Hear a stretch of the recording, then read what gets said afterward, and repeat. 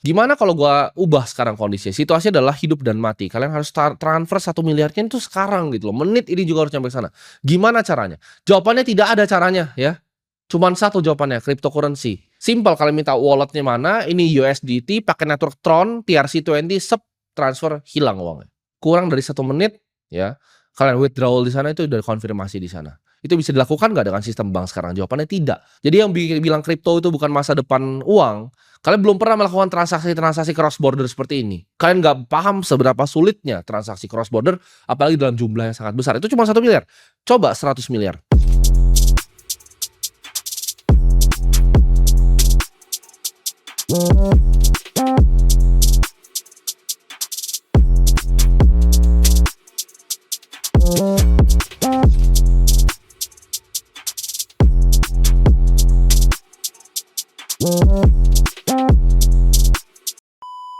Oke, di sini gue akan bahas 5 industri masa depan yang bisa bikin kalian kaya. Ini pertanyaan yang paling banyak dilempar ke gue. Oke, gue pengen fokus, ya kan? Gue mau bekerja sungguh-sungguh.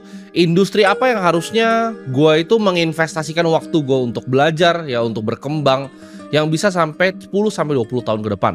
Gue selalu percaya kalau kalian pilih sebuah industri itu sama kayak pilih kapal. Kapalnya ada kapal yang kayu, ada kapal yang speedboat.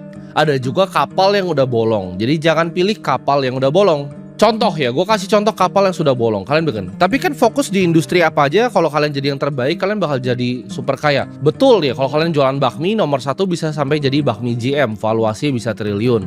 Ya, tapi bakmi GM nggak banyak. Kalau kalian salah pilih industri dan industri itu sunset, industri lagi turun, kemungkinan kalian untuk jadi orang yang kaya itu akan lebih kecil. Contohnya, sekarang kalian mau masuk ke industri media TV contohnya, atau industri radio yang sudah mati. Kalau lu masuk ke industri entertainment di bidang radio sekarang akan sulit sekali, karena buktinya perusahaan-perusahaan radio tuh udah banyak yang mau bangkrut. TV aja sekarang udah sulit karena orang lebih banyak nonton OTT ya. Orang nggak mau nonton di TV lagi, orang lebih pilih untuk subscribe ke Netflix. Industri batu bara juga sama, ini akan jadi industri yang sunset. Kenapa? Karena tren kedepannya energi akan yang terbarukan atau renewable ya. Karena agenda-agenda global dari investornya. Kalau kalian cari ya investor-investor terbesar di dunia, sovereign wealth fund dari Abu Dhabi, Norges Bank, itu mereka banyak kan udah fokus ke isu-isu seperti climate change. Mereka pasti nggak mau invest di perusahaan batu bara. Kalian harus pilih industri yang benar dan jangan sampai salah ya. Dan di sini gue jadi pemandu kalian ibaratnya. Gue akan coba untuk main prediksi masa depan kayak pakai bola sihir ya. Karena kalian tahu ya, gue dari kecil adalah seorang investor.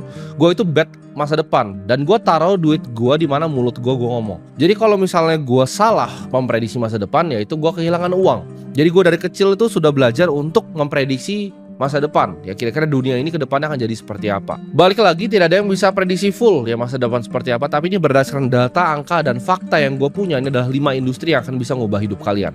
Banyak yang tanya, apakah dalam 10-20 tahun ke depan gue akan invest di industri A, akan di industri B, industri C, ya apakah gue invest di bank atau di mana? Jawabannya sederhana ya. Gue akan invest selalu di next frontier of humanity. Jadi ini adalah teknologi-teknologi dan industri yang akan mengubah peradaban manusia dalam 10-20 tahun ke depan. Karena di mana industri itu paling baru, ada yang namanya risk capital ya, atau uang besar yang berani untuk diresikokan oleh para investor. Contoh, gue kasih contoh sederhana. Misalnya teknologi kita ya, manusia sudah bisa menambang ya mineral-mineral langka di asteroid. Apa yang terjadi? Apakah orang paling kaya di dunia nggak akan invest semua uangnya ke sana? Jawabannya pasti ya. Di mana ada modal yang besar, risk capital yang besar yang siap untuk diresikokan untuk R&D, di situ datang orang-orang paling pintar di dunia, saintis-saintis paling pintar di dunia itu akan datang ke sana. Industri yang paling banyak uangnya dan paling banyak orang pintarnya itu akan jadi industri yang paling maju. Nah, kita akan langsung mulai ya, 5 industri apa yang akan mengubah peradaban manusia. Yang pertama adalah cryptocurrency ya. Ini akan mengubah masa depan dari dunia finance dan juga investasi. Industri finance itu mencetak paling banyak orang kaya dalam sejarah dunia. Kita bisa belajar dari bank-bank zaman dulu ya. Dari zaman orang di Venice ya. Itu bankir-bankir ya yang jadi akhirnya paling kaya. Kita lihat zamannya Rothschild ya, kita lihat zaman JP Pierpont Morgan. Itu semua almost all ya, the Goldman and Sachs itu almost semua tuh udah bankir. Dan sampai kita lihat juga di negara kita sekarang ya. Salah satu orang terkaya di negara ini itu berasal dari akuisisi bank yang dulunya dia punya perusahaan rokok, yaitu Jarum. Ya, Jarum akuisisi BCA. Yang terjadi apa? Lihat hartanya berkembang sangat cepat. Kenapa? Karena itu di industri finance dan banking. Bisnis yang paling menarik di dunia ini adalah bisnis uang ya. Jadi ini yang selalu gue bilang ke kalian. The only business worth doing is the business of money, yaitu bisnisnya uang. Nah, masa depan dari uang ini apa? Masa depan dari bisnisnya uang itu apa? Ya sudah pasti cryptocurrency. Kenapa kripto merupakan industri masa depan? Mungkin banyak yang skeptis, banyak yang mikir, oh kripto itu tidak ada wujud ya, tidak ada fisik ya. Gue akan jawab di sini sederhana. Gue akan challenge kalian di sini untuk kirim, gak usah besar-besar. Kalian kirim 1 miliar sekarang dari sini ke Amerika. Gue mau lihat prosesnya seperti apa. Ini saat ini hari Sabtu di saat gue shoot video kali ini. Coba kirim 1 miliar rupiah ke Amerika. Gue pengen lihat kalian bisa nggak atau kalian paham nggak caranya seperti apa.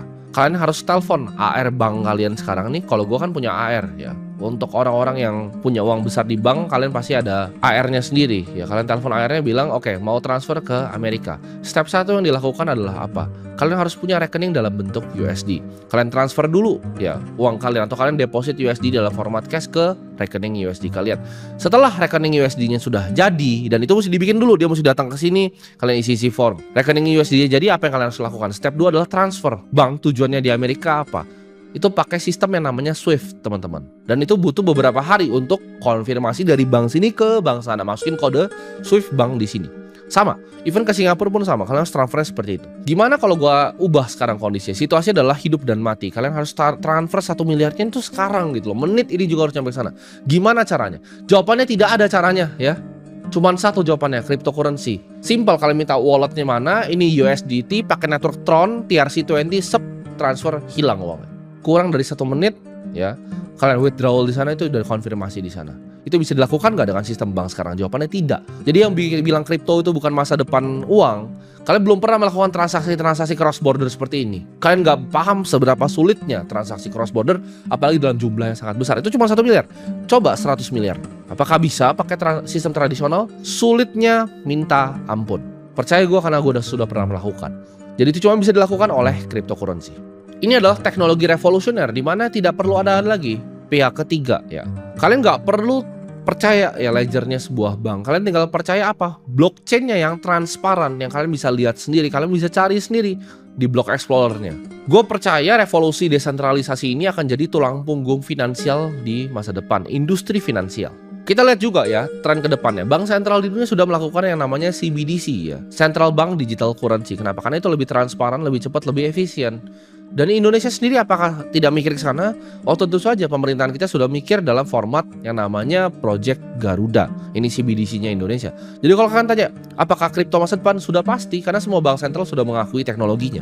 Sistem blockchain itu adalah sistem yang paling transparan, paling aman, paling gampang diaudit. Orang kalau bilang, oh ini berfungsi untuk kriminal. Kenapa? Karena orang-orangnya masih belum mengerti bagaimana cara melacaknya, bagaimana cara melihatnya, melihat aliran dananya. Ini paling gampang justru, paling susah kalian kaburin uang tuh justru pakai kripto. Kenapa? Karena orang-orang seperti gue itu bisa lacak sampai setiap wallet kalian. Ledger terbuka ini mengurangi banyak sekali human error. Kalian nggak tahu kan, beberapa bank ya, bahkan di negara ini itu ada yang dihack. Lalu mereka tambelin pakai profit mereka hasil hacknya. Ini tidak pernah terjadi di dunia blockchain, tidak pernah terjadi di sistemnya Bitcoin.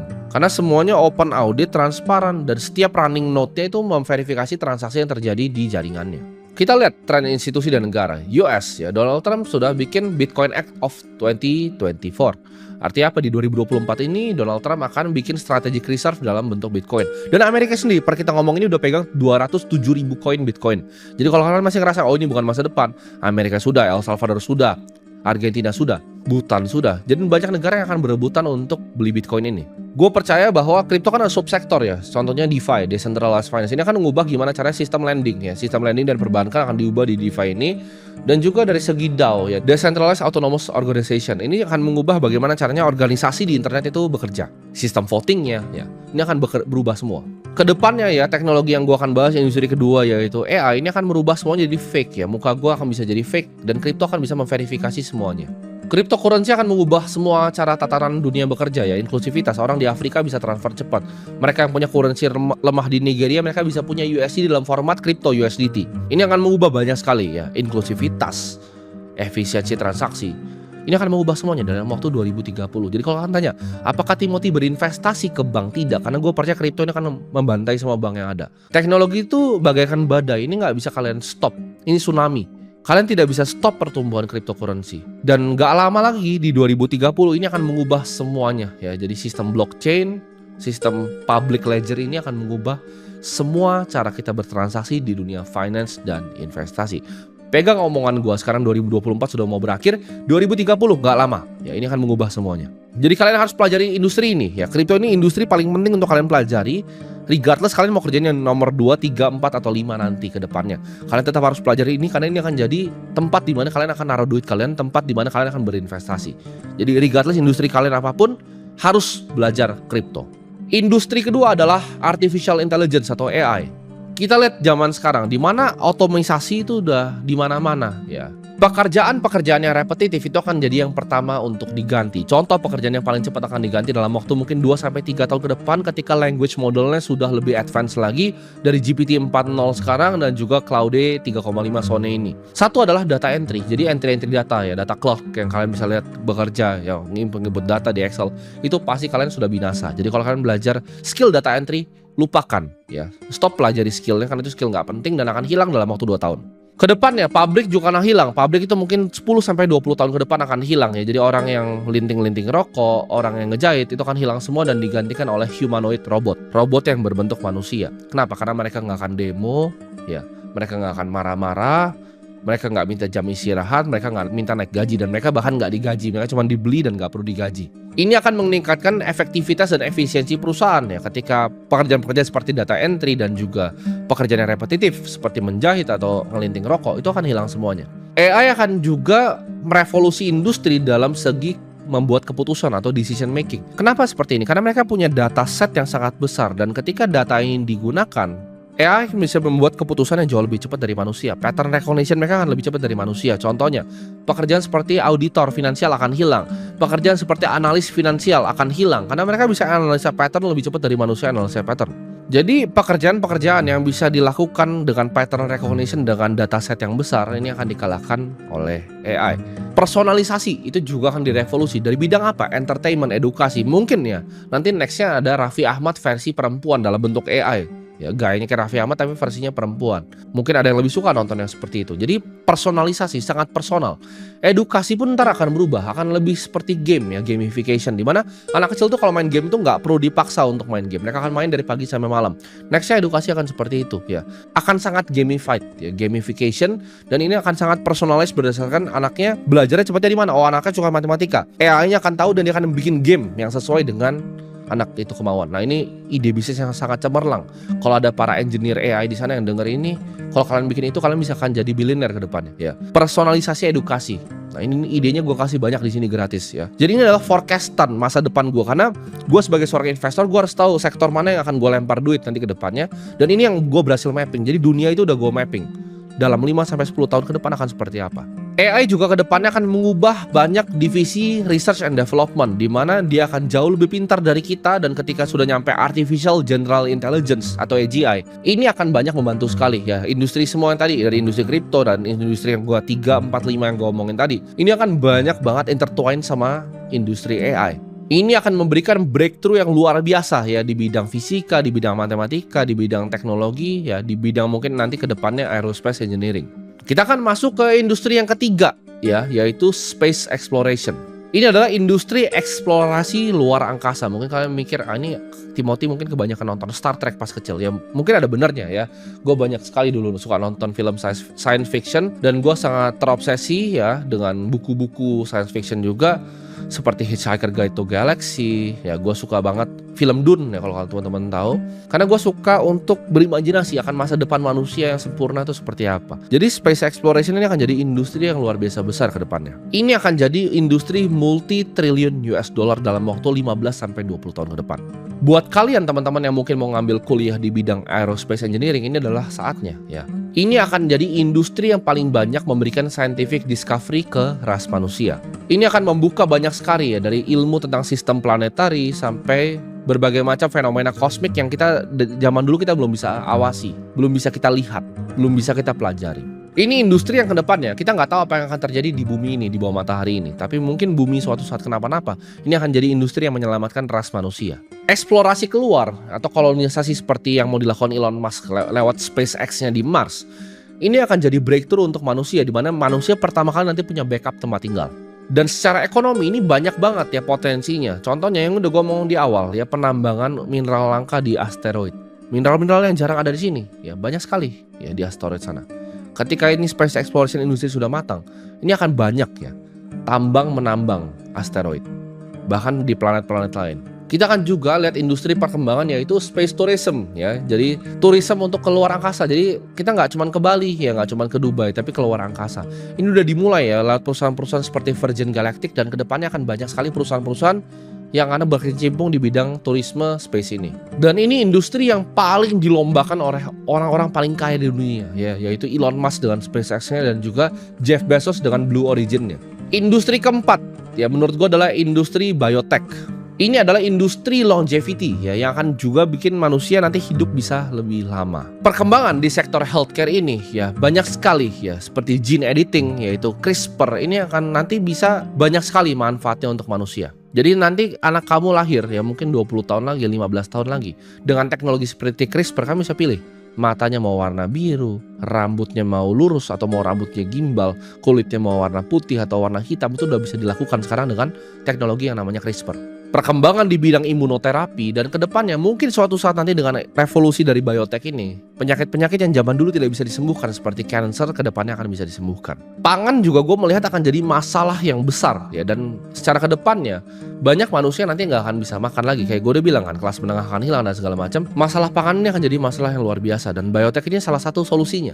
Teknologi-teknologi seperti GMO ya, genetically modified organism, ini akan juga merevolusi industri pangan ya, ketahanan pangan secara global. Sudah banyak sekali kita lihat teknologi-teknologi seperti lab grown meat ya, jadi nggak harus dari sapi asli tapi ditumbuhkan dagingnya itu di lab. Ini teknologi yang akan menyelesaikan masalah pangan ke depannya. Mungkin sekarang belum sempurna, tapi kita nggak tahu perkembangannya 10-15 tahun lagi. Kita juga lihat ya, regenerative medicine seperti stem cell ini kedepannya banyak inovasi-inovasi baru, dan anti-aging terapi yang bikin manusia itu umurnya lebih panjang nanti ke depannya. Ini akan jadi industri penting ya untuk kelangsungan hidup manusia dan juga longevity dari ras manusia. Dan industri yang terakhir adalah industri renewable energy atau energi yang terbarukan. Kita tahu lampu yang nyala di sini, yang di kantor gue tuh lampu nyala di belakang, itu 40% di dunia itu menggunakan batu bara. Kita itu dalam mengolah energi itu masih sangat sederhana. Batu bara dipanasin ya, uap, muter turbin. Cuman itu yang kita bisa lakukan ya dari zaman dulu. Dan industri-industri terbarukan ya, kalau seperti fossil fuel kan bisa habis. Tapi industri seperti hydro, seperti tenaga angin ya, tenaga geothermal, ini selamanya ya, ini tidak akan pernah habis. Dan ini akan jadi industri jagoan untuk mengurangi global warming ke depannya.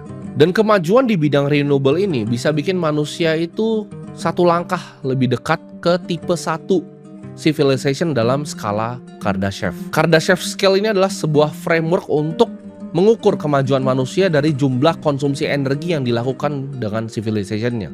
Energi renewable ini akan improve quality of life kita ya, dari polusi udara, polusi air juga akan berkurang, dan energi yang dipakai bisa juga jadi lebih banyak. Jadi selain 5 industri ini, gue rasa nggak akan banyak yang gue sentuh lagi ya ke depannya dalam 15-20 tahun ke depan. Karena ya I make my money betting on this kind of things ya. Jadi kalau AI itu gue bisa bet di mana? Contohnya perusahaan-perusahaan semiconductor, perusahaan-perusahaan yang bikin ya seperti Nvidia.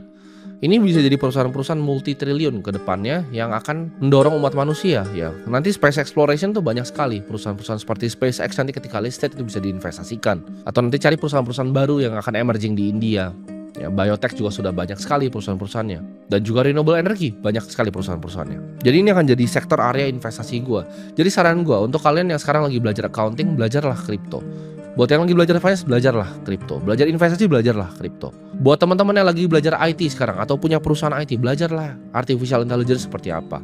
Buat teman-teman yang lagi mungkin di industri matematika, fisika, cobalah lihat ke space exploration. Buat teman-teman yang mungkin sekarang lagi di industri healthcare ya, atau seorang dokter, belajarlah industri biotech. Dan buat teman-teman lagi di industri tambang, kerja mungkin sekarang punya tambang batu bara, coba pelajari renewable energy itu seperti apa, energi yang terbarukan itu seperti apa. Jadi percaya gue, pilih satu ya, fokus pilih satu dari 5 ini industri ini. Video ini kalian balik lagi nanti 20 tahun ke depan dan kalian lihat semua omongan gue di sini jadi kenyataan.